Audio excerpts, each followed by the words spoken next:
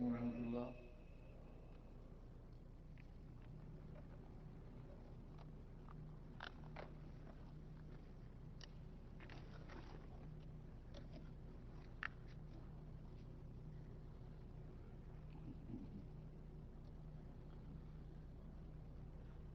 أشهد أن لا إله إلا الله وحده لا شريك له وأشهد أن محمدا عبده ورسوله.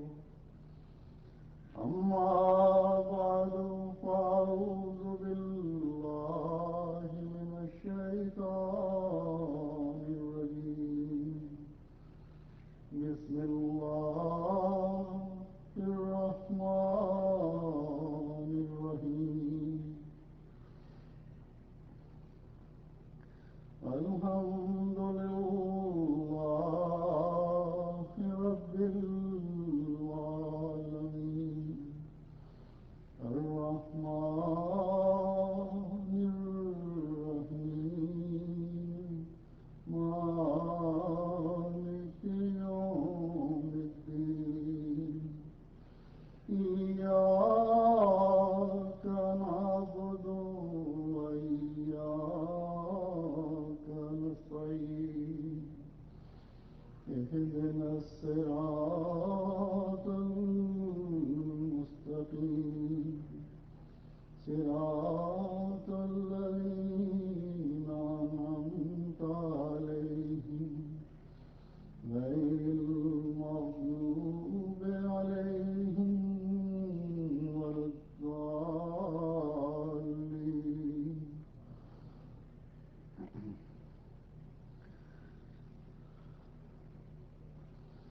انسان دنیا میں مختلف مقاصد کے لیے سفر کرتا ہے، اور اس زمانے میں جب سفر کی بہت سی سہولتیں بھی میسر آ گئی ہیں، اور ان سفر کی سہولتوں کی وجہ سے فاصلے بھی سمٹ گئے ہیں، اور ان سہولتوں اور ان فاصلوں کے سمٹنے کی وجہ سے اکثر لوگ اپنے کاموں کے لیے اکثر سفروں میں رہتے ہیں. جو 20-25 میل کا فاصلہ پرانے زمانے میں سفر کہلاتا تھا، اب سفر بھی نہیں کہلاتا، لیکن بہرحال اس لحاظ سے سفر ہی ہے. تو یہ سفر جو مختلف مقاصد کے لیے کیے جاتے ہیں، چاہے وہ کاروباری نوعیت کے ہوں، چاہے عزیز رشتہ داروں کے ملنے کے لیے ہوں، چاہے تحصیل علم کے لیے ہوں، چاہے اللہ تعالیٰ کی پیدائش پر غور کرنے کے لیے، تحقیق کے لیے ہوں، چاہے دینی اعتراض کے لیے ہوں، جو بھی مقصد ہو، مومن کو ہمیشہ یہ پیش نظر رہنا چاہیے کہ ان سفروں میں کبھی بھی ایسا وقت نہ آئے، چاہے جو بھی مجبوری ہو، کہ اس کا دل تقویٰ سے خالی ہو جائے اور اللہ تعالیٰ کے احکامات پر عمل کرنے سے خالی ہو. آپ لوگ جہاں اس وقت بیٹھے ہیں، ان میں سے اکثریت ایسے لوگوں کی ہے جنہوں نے حالات کی مجبوری کے تحت پاکستان سے ہجرت کی اور ایک خطیر رقم خرچ کر کے، بہت بڑے اخراجات کر کے، اور ایک لحاظ سے اپنے تمام دنیاوی وسائل داؤ کو لگا کر یہاں آ کر اس ملک میں آباد ہوئے. بہت سے ایسے بھی ہیں جن کو شروع میں آ کر بہت سی تکالیف کا سامنا کرنا پڑا، لیکن پھر اللہ تعالیٰ نے اپنے فضل سے حالات بہتر فرما دیے.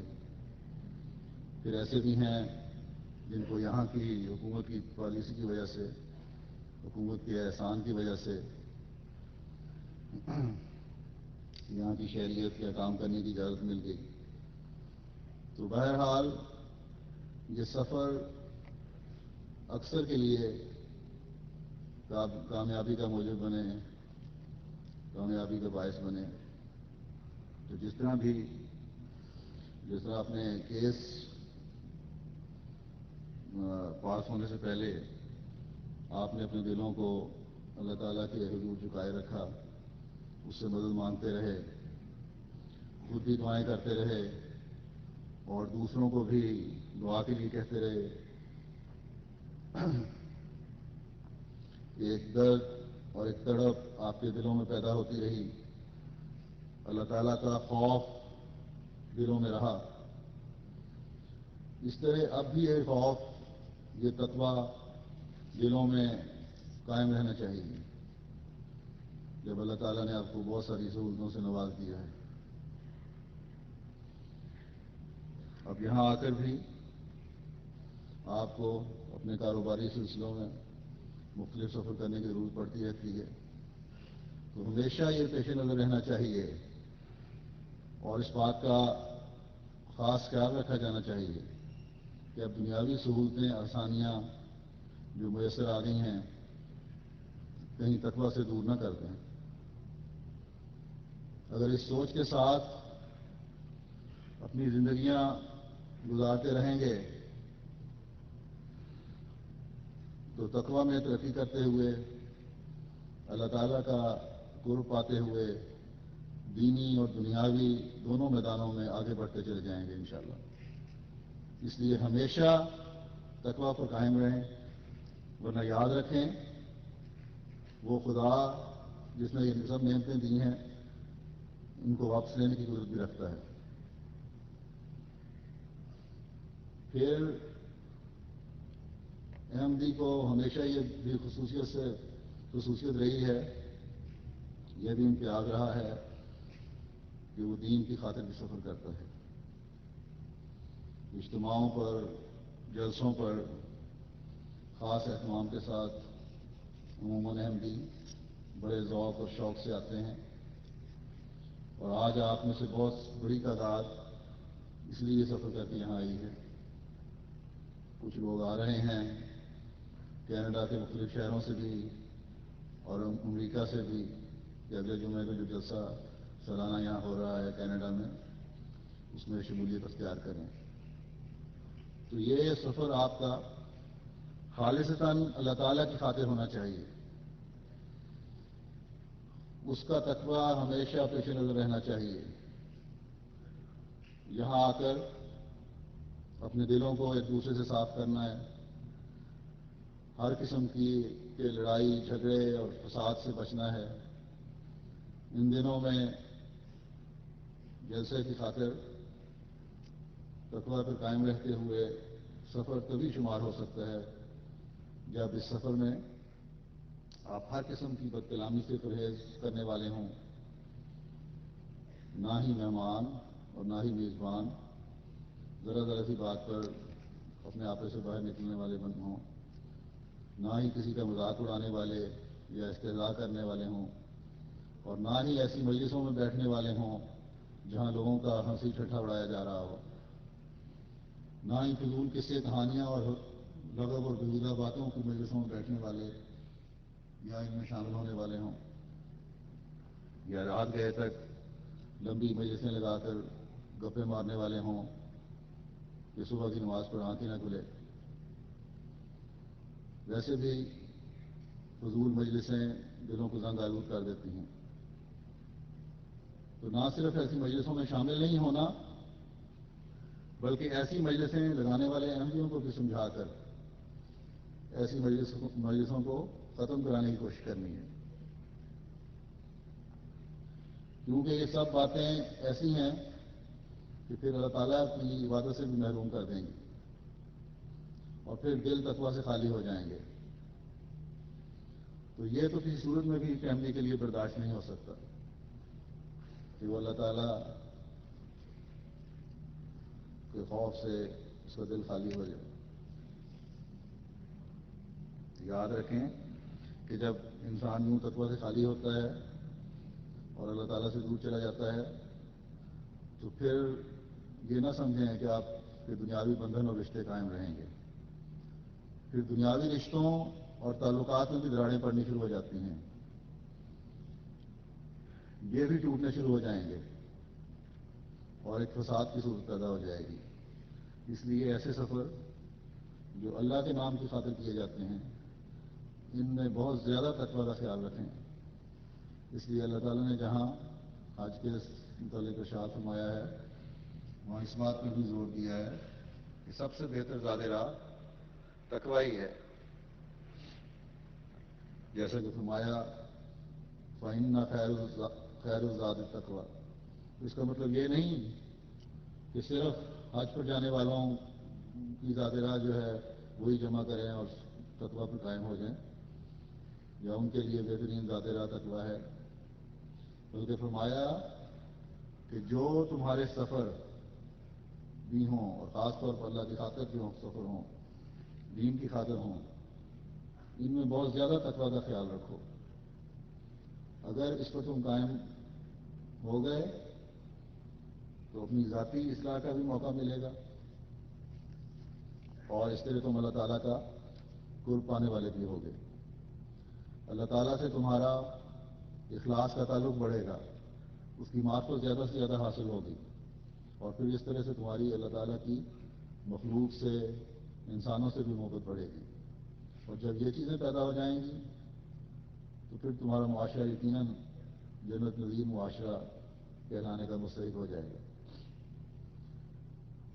یہ بھی یاد رکھیں کہ دنیا میں لڑائی جھگڑے فساد اس وقت زیادہ بڑھتے ہیں جب انسان دوسرے انسان پر بھروسہ کرتا ہے یا بھروسہ کرنے کی کوشش کرتا ہے، انسانوں سے زیادہ توقعات رکھتا ہے، اللہ کے بجائے انسانوں پر توقعات ہوتی ہیں، ان پر زیادہ امیدیں لگا کے بیٹھا ہوتا ہے۔ تو جب اس سوچ کے ساتھ جو کسی گھر کے گھر مہمان بن کر آئیں گے یا جائیں گے تو مہمانوں میں بھی اور میزبانوں میں بھی ہمیشہ بدزنیاں پیدا ہوں گی اور رنجشیں پیدا ہوں گی، اور ہمارے معاشرے میں تو بعض طبیعتیں کچھ زیادہ ہی اس کو محسوس کر لیتی ہیں اور دلوں میں رنجشیں پالتے رہتے ہیں۔ یہ سب تقویٰ کی کمی ہے اور یہ کچھ اور اس کے علاوہ کچھ نہیں ہے۔ بعض لوگ جو عقل مند ہیں بڑا اچھا کرتے ہیں کہ اپنے چھوٹے خیمے لگا کر اپنی رہائش کا بندوبست کر لیتے ہیں، مجھے نہیں پتا کہ یہاں یہ انتظام ہے کہ نہیں، اور پھر جو صاحب استطاعت ہیں وہ اپنے کیراوان بھی لے کے آ جاتے ہیں، اور بڑی اچھی بات ہے، یہ آزادی سے رکھتے ہیں۔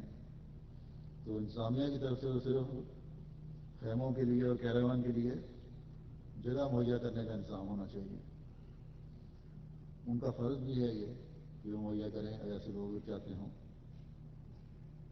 یورپ میں تو اس کا بہت رواج ہو گیا، اور کھانا تو حضرت اقدس مسیح موعود علیہ الصلوۃ والسلام کے لنگر خاص طور پہ چلتا ہی رہتا ہے ان دنوں میں، اس کا تو مسئلہ کوئی نہیں،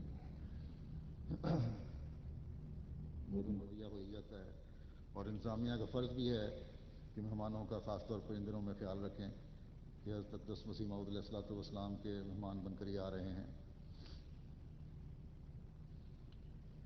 تو سفر کی بات میں کر رہا تھا کہ سفر جو بھی ہو بہرحال سفر ہوتا ہے، اس لیے جو بھی انتظام ہو، جتنا مرضی بہترین انتظام ہو، کچھ نہ کچھ اس میں ایسی باتیں پیدا ہو جاتی ہیں جو بعض دفعہ تکلیف کا باعث بنتی ہیں۔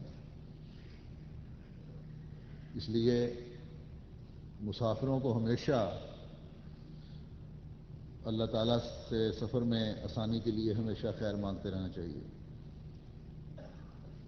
تاکہ ہمیشہ یہ سفر آرام سے گزریں، جس قسم کے مرضی سفر ہوں۔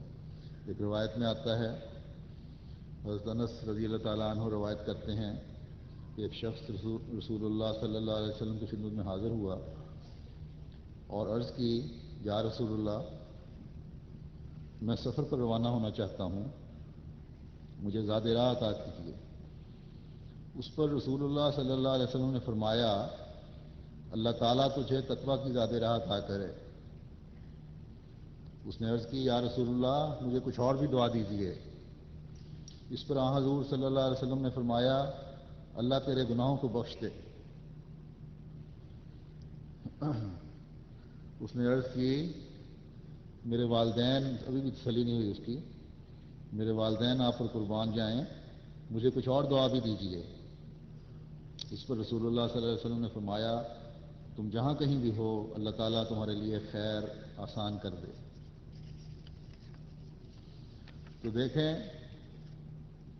اس صحابی نے حضرت اقدس محمد مصطفیٰ صلی اللہ علیہ وسلم سے کتنی جامع دعا منگوائی کہ سفر میں ہمیشہ ایسے حالات رہیں کہ مجھے اللہ تعالیٰ کی خیر اور فضل ملتا رہے۔ اگر یہ ملتا رہا تو مجھے تقویٰ پر چلنے میں بھی آسانی رہے گی، میرے دل میں اس کا خوف اور خشیت بھی قائم رہے گا، اور جب یہ قائم ہو جائے تو گناہوں سے بھی انسان بچتا رہتا ہے۔ اس لیے سفر میں خاص طور پر دعا کرنی چاہیے کہ اے اللہ تقویٰ بھی تیرے فضل سے حاصل ہوتا ہے، اس لیے ہمیشہ اپنا فضل فرما، ایسے حالات ہی پیدا نہ ہوں کہ میں دوسروں پر انحصار کر کے دل میں شکوہ پیدا کرنے والا بنوں، اور تقویٰ سے دور ہو جاؤں۔ اس لیے اپنی جناب سے ہی مجھے ہر خیر مہیا فرماتا رہے۔ اس قسم کی دعا موسیٰ علیہ السلام نے بھی سفر میں اللہ تعالیٰ سے مانگی تھی کہ رب انی لما انزلت الی من خیر فقیر، اے اللہ میں تو مسافر آدمی ہوں، تو ہی مجھے خیر فرماتا رہے، میں تو تیرا ہی محتاج ہوں اور محتاج رہنا چاہتا ہوں، اور تیرے بغیر میں ایک قدم بھی نہیں اٹھا سکتا۔ پھر ایک روایت ہے حضرت ابو ہریرہ رضی اللہ عنہ بیان کرتے ہیں کہ حضرت صلی اللہ علیہ وسلم کے پاس ایک آدمی آیا اور عرض کیا اے اللہ کے رسول میں سفر پر جانا چاہتا ہوں، آپ مجھے کوئی نصیحت کیجیے۔ آپ نے فرمایا اللہ کا تقویٰ اختیار کرو، جب بھی بلندی پر چڑھو تکبیر کہو۔ وہ آدمی واپس ہوا تو آپ نے دعا کی اے اللہ اس کی دوری کو لپیٹ دے، یعنی اس کا سفر آسان کر دے، طے کر دے، اور اس کا سفر آسان کر دے۔ تو ایک تو یہ سبق اس میں ہے کہ جب بھی سفر پہ روانہ ہو پہلے دعا کر کے چلنا چاہیے کہ اللہ تعالیٰ ہر سفر کی مشکل اور پریشانی اور صعوبت سے بچائے، تکلیف سے بچائے۔ حضرت صلی اللہ علیہ وسلم نے ہمیں سفر کرنے کے بارے میں جو طریق سکھلائے ان میں سے کچھ بیان کرتا ہوں۔ تو جیسا کہ ایک تو یہی ہے کہ اس حدیث میں جیسا ظاہر ہوتا ہے کہ دعا کر کے چلنا چاہیے۔ پھر سفر میں یہ دعا مانگے، وہ دعا بھی ہمیں سکھا دی کہ سفر شروع کرنے سے پہلے جب سواری پہ بیٹھ جائیں تو 3 بار تکبیر کہتے ہوئے یہ دعا مانگو سبحان الذی سخر لنا ھذا وما كنا له مقرنین وانا الی ربنا لمنقلبون، یعنی پاک ہے وہ ذات جس نے اسے ہمارے تابع فرمان کیا حالانکہ ہم اسے قابو میں رکھنے کی طاقت نہیں رکھتے تھے۔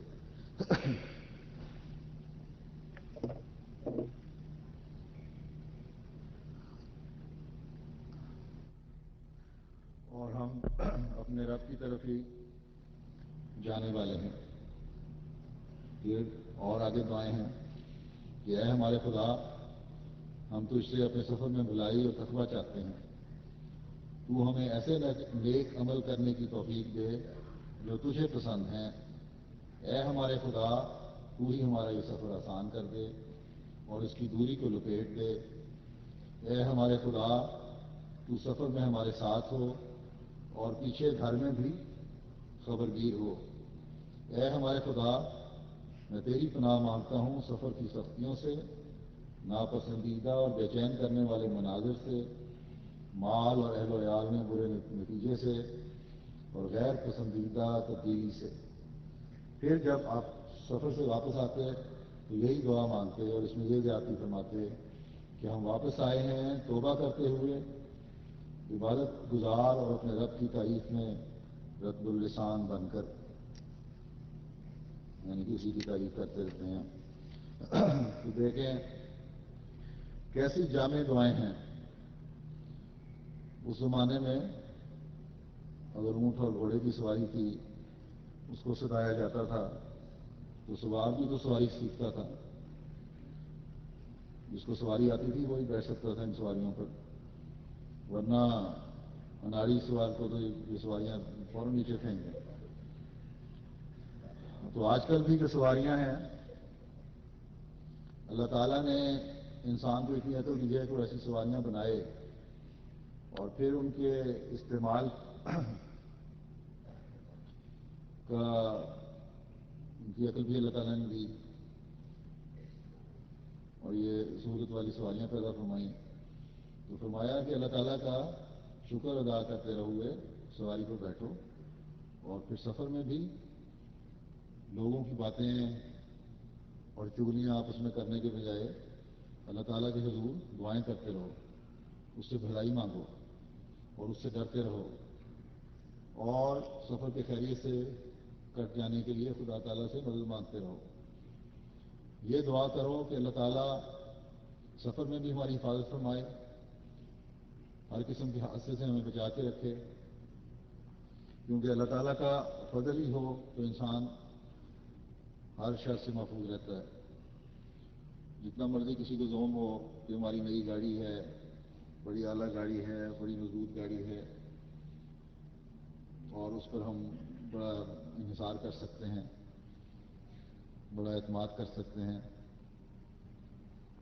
کبھی سواری پر اعتماد یا انحصار نہیں کرنا چاہیے۔ ایک پرزہ ڈھیلا ہو جائے، بعض وہ فیکٹری سے نکل کے آتی ہے وہ پرزہ ڈھیلا ہوا ہوتا ہے، یا چلانے والے کو ہلکا سا نیند کا جھونکا ہی آ جائے، یا دوسری جو سواری سڑک پہ ہے اس کی کوئی غلطی ہو جائے، تو کوئی بھی حادثہ واقعہ پیش آ سکتا ہے۔ اس لیے مومن کا تو کوئی قدم بھی اللہ تعالیٰ کی مدد کے بغیر نہیں اٹھ سکتا، کوئی لمحہ بھی اس کے فضل کے بغیر نہیں گزر سکتا۔ پھر سفر اگر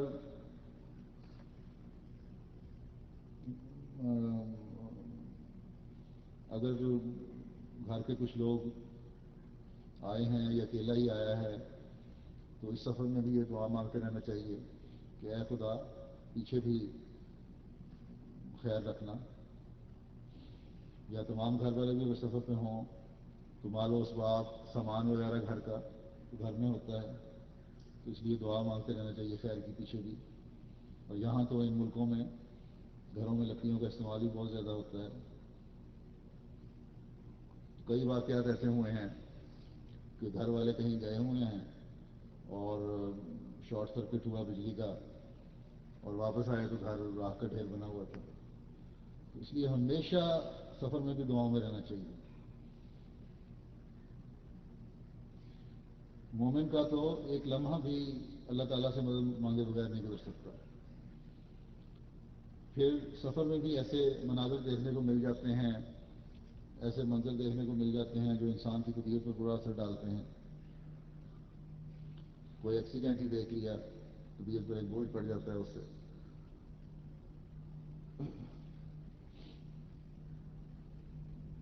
تو آن حضرت صلی اللہ علیہ وسلم ہمیشہ خود بھی دعا کرتے تھے اور ہمیں بھی یہی حکم ہوا کہ جب بھی سفر سے پر ہو تو دعائیں مانگتے رہو، اور سفر سے واپس آؤ تو اللہ کا شکر ادا کرو، توبہ کرتے ہوئے گھر میں داخل ہو، اللہ تعالیٰ کی عبادت کی طرف توجہ دو تاکہ ہمیشہ اس کا فضل شامل حال رہے۔ حدیث میں آتا ہے حضرت ابو سعید رضی اللہ عنہ بیان کرتے ہیں کہ حضرت صلی اللہ علیہ وسلم نے فرمایا جب 3 آدمی سفر پر جائیں تو اپنے میں سے کسی ایک کو اپنا امیر مقرر کر لیں.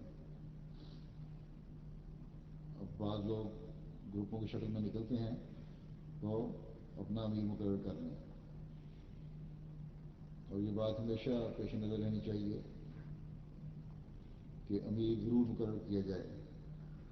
اور پھر جب امیر مقرر کر لیا آپ نے تو اس کو مشورہ تو ضرور دیں اور دینے کا حق رکھتے ہیں آپ، لیکن اگر وہ شریعت کے خلاف کوئی بات نہیں کر رہا تو اس کی ہر بات ہی ماننی پڑے گی. اور بچوں میں یہ روح پیدا کرنے کے لیے کہ یہ اللہ کے رسول کا حکم ہے کہ امیر مقرر کرو سفروں میں، بچوں کے ساتھ بھی جب سفر کریں تو باپ یا جو بھی بڑا ہو اس خاندان کا جس کو بھی آپ امیر بنائیں بتائے کہ یہ امیر ہے اور میری بات ماننی ہے. اللہ تعالیٰ کے رسول نے بتایا ہے کہ امیر ہونا چاہیے سفروں میں. تو جب بچوں کو اس طرح ٹریننگ دیں گے آپ تو بچوں کو بچپن سے ہی نظام جماعت سے اطاعت کی بھی عادت پیدا ہو جائے گی اور ایک سفر میں ہی ایک سبق مل جائے گا بچوں کو. پھر ایک روایت ہے کعب بن مالک رضی اللہ عنہ بیان کرتے ہیں کہ جب حضرت صلی اللہ علیہ وسلم سفر سے واپس آتے تو پہلے مسجد میں جاتے اور وہاں 2 رکعت نفل نماز پڑھتے. جیسے کہ پہلے بھی بتایا ہے میں نے کہ آپ نے ہمیں یہی تعلیم دی ہے کہ سفر سے واپسی پر توبہ کرتے ہوئے، اللہ کی تعریف کرتے ہوئے، اس کا شکر ادا کرتے ہوئے اور اس سے دعائیں مانگتے ہوئے گھروں میں داخل ہو جاؤ. تو اس حدیث میں یہ نمونہ دیا کہ سفر سے واپس آ کر 2 نفل مسجد میں ادا کرتے تھے. اب دیکھ لیں کیا ہوتا ہے، ہر ایک اپنا اپنا جائزہ لے سکتا ہے، اپنا محاسبہ کر سکتا ہے کہ نفل تو علیحدہ رہے. بہت سے ایسے ہیں کہ سفر سے واپس آ کر بچوں میں یا دوسرے گھریلو معاملات میں یا اپنی مجلسوں میں اتنے کھو جاتے ہیں، دنیاوی معاملات میں اتنے زیادہ گم ہو جاتے ہیں کہ باوجود اس کے کہ آج کل کا سفر اس زمانے کے سفر کے لحاظ سے بہت آرام دہ ہے، کوئی مقابلہ ہی نہیں اس زمانے کے سفر کے ساتھ، لیکن پھر بھی جو فرض نمازیں ہیں وہ بھی قضا کر کے پڑھتے ہیں یا پڑھتے ہی نہیں اور تھکاوٹ کا بہانہ بنا لیتے ہیں. اگر ہر کوئی اپنا اپنا جائزہ لے تو بڑی واضح تصویر سامنے آ جائے گی. اللہ تعالیٰ ہمیں سب سستیاں دور کرنے کی توفیق عطا فرمائے. پھر ایک روایت میں آتا ہے، حضرت ابو ہریرہ سے روایت ہے کہ نبی کریم صلی اللہ علیہ وسلم نے فرمایا سفر عذاب کا ایک ٹکڑا ہے کیونکہ وہ تمہارے کھانے پینے اور سونے میں روک بنتا ہے. بس چاہیے کہ مسافر جب اپنا کام مکمل کر لے تو اپنے اہل کی طرف واپسی کے لیے جلدی کرے.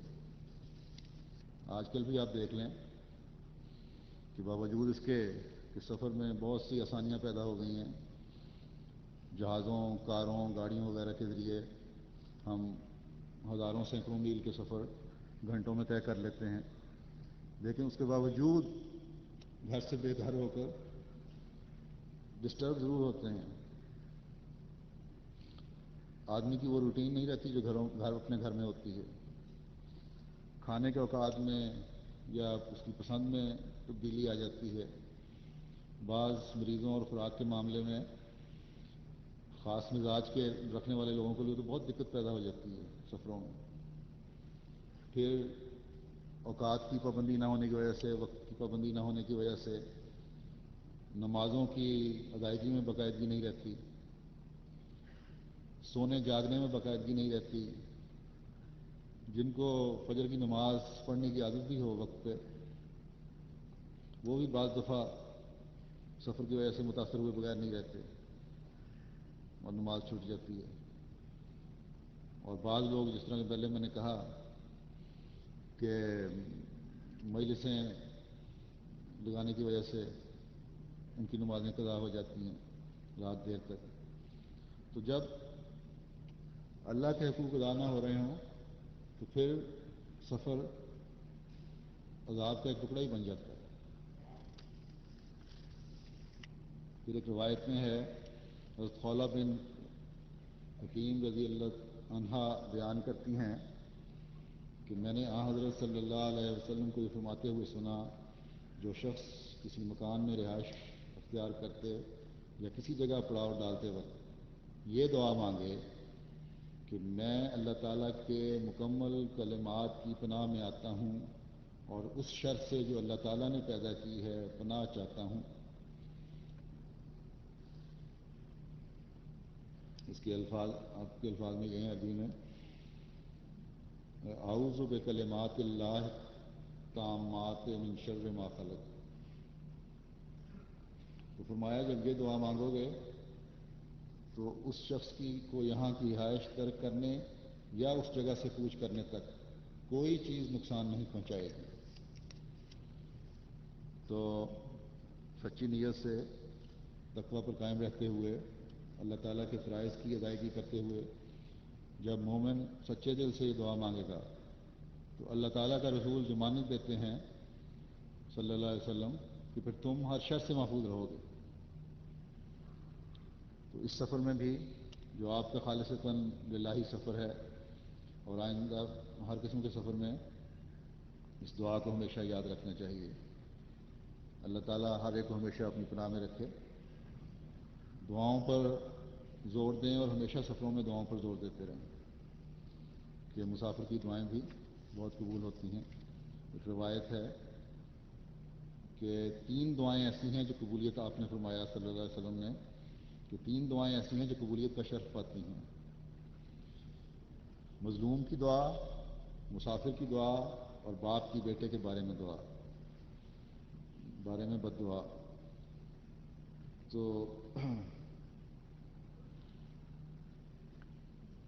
یہ تو فرمایا کہ سفر میں دعائیں مانگو اور یہ بھی ہمیں بتا دیا کہ کیا کیا دعائیں مانگو، کچھ میں بتایا ہوں پہلے. اور ایک اور بھی روایت ملتی ہے ان دعاؤں کے بارے میں کہ کیا دعا مانگنی چاہیے. فرمایا کہ حضرت عبداللہ بن عمر رضی اللہ عنہما روایت کرتے ہیں کہ رسول اللہ صلی اللہ علیہ وسلم جب سفر کرتے اور رات ہو جاتی تو آپ دعا کرتے کہ اے زمین میرا اور تیرا رب اللہ ہے، میں تجھ سے اور جو کچھ تیرے اندر ہے اس کے شر سے اور جو کچھ تیرے اندر پیدا کیا گیا ہے اس کے شر سے اور جو کچھ تیرے اوپر چلتا ہے اس کے شر سے اللہ تعالیٰ کی پناہ میں آتا ہوں. اور میں اللہ تعالیٰ کی پناہ چاہتا ہوں شیر اور اژدہا اور سانپ اور بچھو کے شر سے اور شہروں کے رہنے والوں سے اور بدی کا آغاز کرنے والے سے اور اس بدی سے جس کا اس نے آغاز کیا. تو دیکھیں کئی جگہ جب آدمی جاتا ہے تو بہت سے ناپسندیدہ واقعات ہو جاتے ہیں. آپ صلی اللہ علیہ وسلم نے ان سب سے پناہ مانگی ہے. ان ملکوں میں آپ لوگ جو پاکستان سے آئے ہیں یا یہاں بھی سفر کرتے رہتے ہیں یا دنیا میں کہیں بھی احمدی سفر کر رہے ہیں، ایک جگہ سے دوسری جگہ جاتے ہیں تو بعض برائیاں حملہ آور ہوتی ہیں، ان سے بچنے کی کوشش کرتے رہنا چاہیے. بہت زیادہ استغفار کرنے کی ضرورت ہے، خاص طور پہ یہاں کے ماحول کی آزادی اور بعض ایسی غلط باتیں ہیں جن سے ہمیشہ بچتے رہنا چاہیے. آپ کی روایات، آپ کی مذہب کی تعلیم یہی ہے کہ ان باتوں سے بچو، اپنی روایات کو قائم رکھو.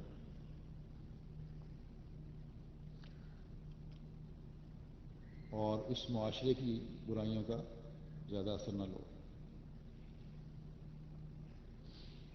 لیکن اکثر لوگ اثر لے لیتے ہیں اور پھر وہ کہتے ہیں نا کوا چلا ہنس کی چال، اپنی بھی بھول گیا. تو پھر نہ اپنی چال رہتی ہے نہ ہنس کی چال رہتی ہے. تو کسی معاشرے کی اچھائیاں اپنانا اچھی بات ہے، بلکہ یہ مومن کی گمشدہ چیز ہے، متاع ہے. لیکن ہر معاشرے کی جو برائیاں ہیں ان سے ضرور بچنا چاہیے، اور یہ اچھائی اور برائی کی تمیز آپ کو اس وقت ہوگی جب آپ کو دین کے بارے میں بھی صحیح علم ہوگا۔ اس لیے اپنے دین کے سیکھنے پہ بھی بہت غور کرنا چاہیے۔ پھر ایک روایت ہے، حضرت جابر بن عبداللہ رضی اللہ عنہ روایت کرتے ہیں کہ رسول اللہ صلی اللہ علیہ وسلم نے فرمایا، سفر کی غرض سے روانہ ہونے کے لیے سورج کے غروب ہو جانے سے رات کی سیاہی کے دور ہونے تک اپنے جانوروں کو نہ کھولو، کیونکہ رات کی تاریکی میں شیاطین چھیڑ چھاڑ کرتے ہیں۔ تو اس کا مطلب یہ ہے کہ رات کو سفر کرنے سے بچیں۔ یہاں بھی، یورپ میں بھی، دوسرے ملکوں میں بھی وقت بچانے کے لیے رات کا سفر کرنے کی کوشش ہوتی ہے، اور خاص طور پر جب کاموں سے فارغ ہو کر، چاہے وہ دنیاوی کام ہوں یا دینی مقاصد کے لیے سفر ہوں، اجتماعوں جلسوں وغیرہ پر آنے جانے کے لیے، اس طرح سفر کرنا چاہیے کہ اگر انتہائی مجبوری بھی ہو تو کم از کم نیند پوری ہو جائے اور یہ تسلی ہو کہ راستہ بھی محفوظ ہے۔ بہت سے حادثات صرف نیند نہ لینے کی وجہ سے یا تھکاوٹ کی وجہ سے ہو جاتے ہیں اور پھر ہم سب کی تکلیف کا باعث بنتے ہیں۔ اس لیے ہمارے محسن اعظم صلی اللہ علیہ وسلم نے جو بظاہر چھوٹی چھوٹی نصائح ہمیں فرمائی ہیں، ان کو ضرور پیش نظر رکھنا چاہیے اور ان کے مطابق عمل کرنے کی کوشش کرنی چاہیے۔ پھر ایک روایت ہے، جب کسی سریہ یا کسی لشکر کو روانہ فرماتے ہیں حضرت صلی اللہ علیہ وسلم، پہلے فرمایا کہ اے اللہ، آپ نے دعا کی کہ اے اللہ میری امت کے الگ صبح کیے جانے والے سفروں میں برکت رکھ دے،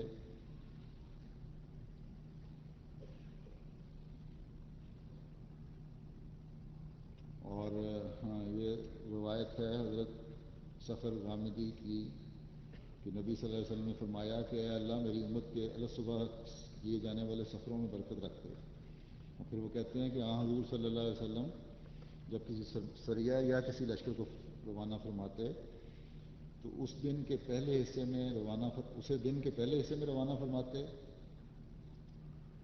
اور سفر رضی اللہ عنہ اپنے بارے میں ایک تاجر شخص تھے، وہ کہتے ہیں کہ وہ بھی اپنے تجارتی اموال دن کے پہلے حصے میں روانہ کرتے تھے، اور اسی وجہ سے وہ مالدار ہو گئے اور ان کا مال بہت بڑھ گیا۔ تو کاروباری آدمی کو بھی جو سفر ہو وہ صبح صبح کرنا چاہیے، کوئی بھی سفر ہو جلدی نکلنا چاہیے، کیونکہ صبح کے سفر کو شروع کرنے میں بہت برکت ہے۔ آدمی اس دعا کا حقدار بن جاتا ہے جو حضرت صلی اللہ علیہ وسلم نے اپنی امت کے لیے کی۔ لیکن یہ ہمیشہ پیش نظر رکھیں، اور یہ ہمیشہ پیش نظر رہنا چاہیے کہ برکتیں اللہ تعالیٰ کے فضل سے ہی ملتی ہیں۔ اس لیے یہ ہمیشہ مد نظر رہنا چاہیے کہ سفر شروع کرتے وقت بھی اور سفر کے دوران بھی اور واپسی پر بھی کہ اللہ تعالیٰ کا خوف اور اس کی عبادت سب سے اول ہے۔ جب اس سوچ کے ساتھ آپ اپنے کاروباری سفر کریں گے تو ان میں پہلے سے بہت زیادہ برکت پڑے گی۔ کئی لوگ ملتے ہیں، کاروبار کرتے ہیں یا ملازمتوں پر جاتے ہیں، باقاعدگی سے روزانہ اٹھنے والے بھی ہیں صبح، لیکن ان کا طریق یہ ہو گیا ہے کہ گھر سے نماز سے چند منٹ پہلے نکلے اور راستے میں کار چلاتے وقت ٹکے مار کے گاڑی چلاتے چلاتے نماز پڑھ لی۔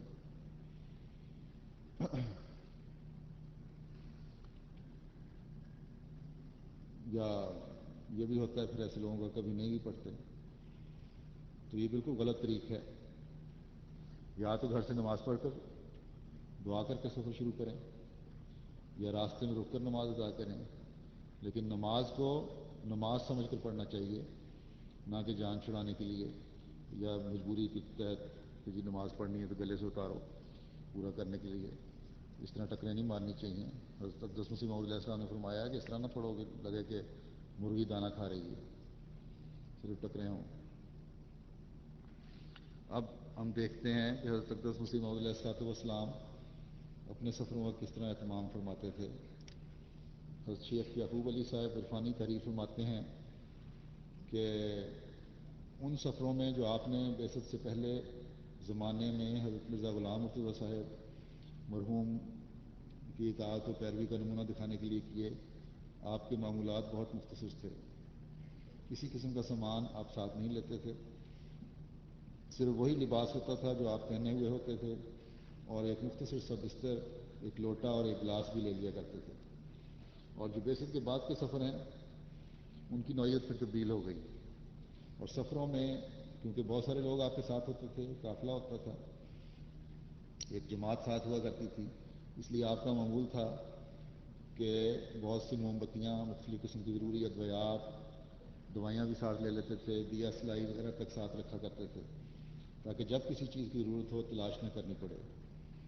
اور چونکہ اس وقت انہوں نے لکھا ہے کہ پینوں کا رواج نہیں تھا، سیاہی بھرے ہوئے پین، تو اس لیے قلم، کاغذ، دوات، یہ چیزیں بھی ساتھ رکھا کرتے تھے۔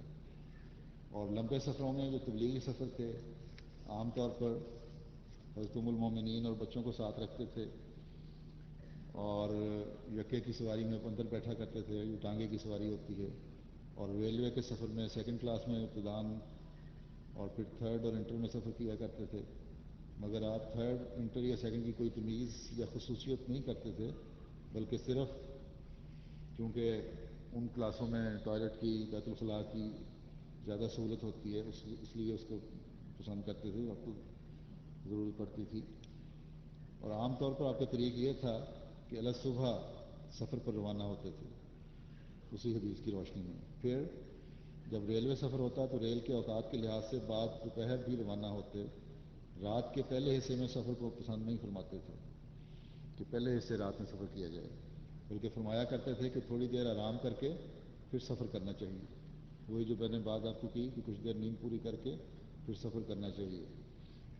اور ثابت نہیں ہے کہ رات کے ابتدائی حصے میں کبھی آپ نے سفر کیا ہو۔ وہ لکھتے ہیں کہ اس سے میری مراد یہ ہے کہ یہ کبھی نہیں ہوا کہ آپ نے سفر کا آغاز رات کے ابتدائی حصے میں کیا ہو، ریل کے سفر میں بھی اس کو ملحوظ رکھتے تھے۔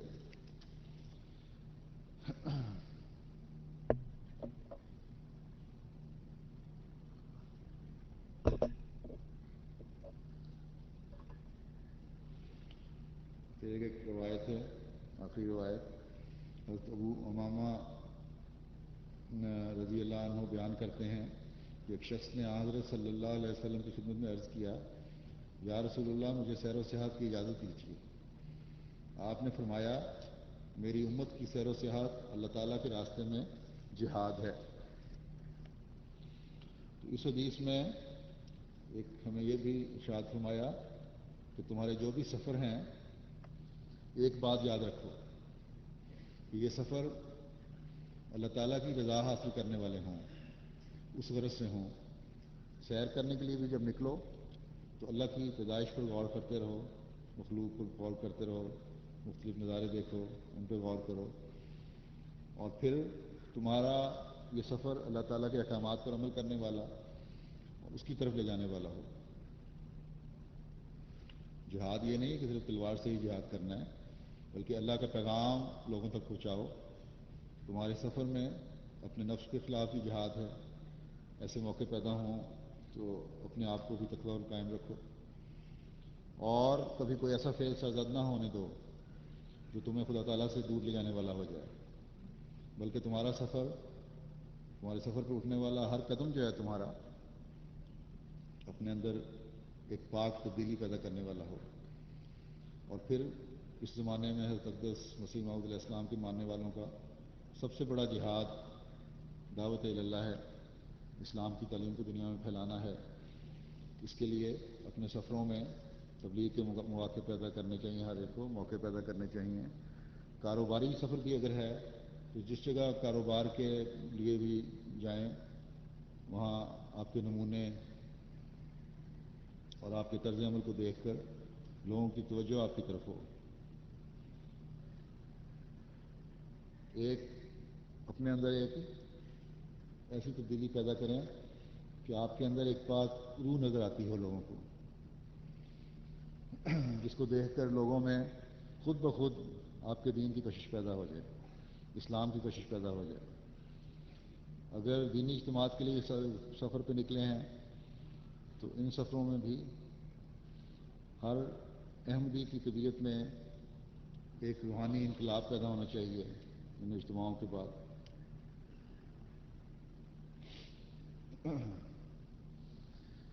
پہلے سے بڑھ کر تقویٰ کے معیار قائم ہوں اور ایسے اجتماع جو ہیں روحانی اجتماع اس میں ہر احمدی اللہ تعالیٰ کی اس کے دل میں اللہ تعالیٰ کا ایک جوش پیدا ہو جائے. یہی جہاد ہے. اللہ کرے کہ اس جلسے میں آنے والا ہر احمدی اس جذبے کے تحت جلسہ میں شامل ہو اور یہ جلسہ ہر احمدی کے لیے بے انتہا برکتوں اور رحمتوں اور فضلوں کا لانے والا بن جائے اور ہر احمدی میں ایک انقلابی تبدیلی پیدا ہو جائے جس کا اظہار بھی نظر آتا ہو. اللہ کرے کہ ایسا ہی ہو.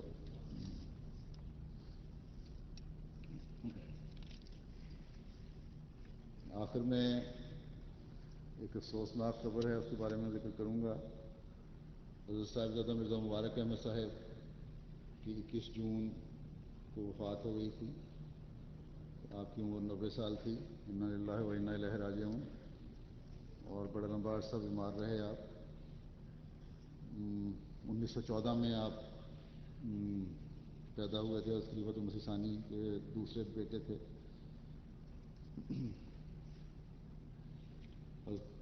مسلم موعود رضی اللہ تعالیٰ عنہ کے ساتھ سفروں میں کافی رہے ہیں اور پھر مولوی فضل کا امتحان پاس کیا، یونیورسٹی سے گریجویشن کیا، اس کے بعد آپ نے زندگی وقف کر دی اور تحریک جدید میں مسلم موعود نے لگایا تھا ان کو اور بڑا لمبا عرصہ خدمت سلسلہ کی توفیق پائی آپ نے. وکیل سند زراعت تبشیر، وکیل التبشیر رہے ہیں بہت عرصہ، وکیل الدیوان رہے، وکیل اعلیٰ رہے تحریک جدید کے، اور پھر صدر مجلس انصار اللہ مرکزیہ بھی رہے. خلافت رابعہ کے دور میں صدر مجلس تحریک جدید رہے. تو ابھی میں نمازوں کے بعد نماز جنازہ غائب کو پڑھاؤں گا ان کی مغفرت کے لیے، درجات کی بلندی کے لیے دعا کریں. آپ کے 2 بیٹے ہیں اور ایک بیٹی جو یہیں کینیڈا میں رہتی ہیں، عبدالباقی عائشہ، ان کے خامن ہیں ظفر نذیر صاحب، اور بیٹے مرزا مجیب احمد صاحب اور ڈاکٹر مرزا خالد تسلیم صاحب. ڈاکٹر خالد تسلیم صاحب بھی آج کل ربا میں ہیں اور اللہ کے فضل سے اہل ربا کی بڑی خدمت کر رہے ہیں. اللہ تعالیٰ ان کو بھی جزا دے اور ان سب کو صبر کی توفیق دے. یہ مبارک احمد صاحب میرے ماموں بھی تھے.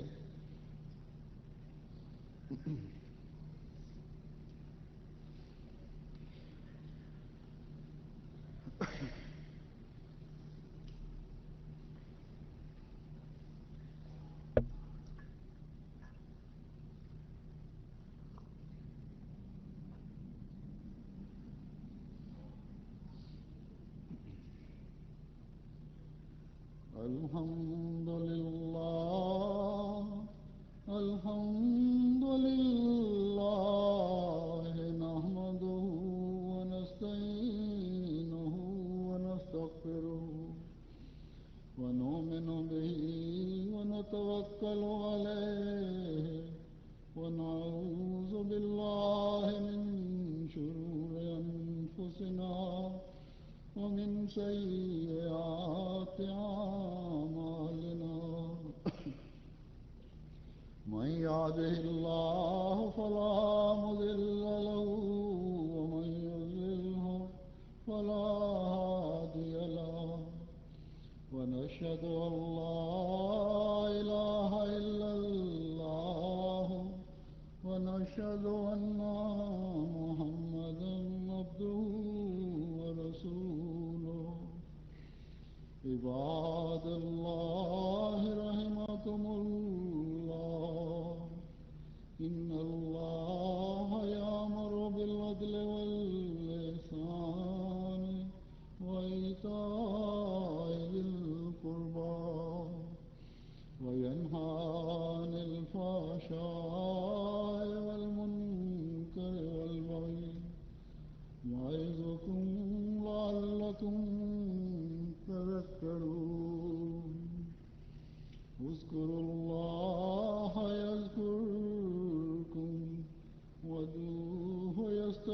لكم ولذكر الله أكبر.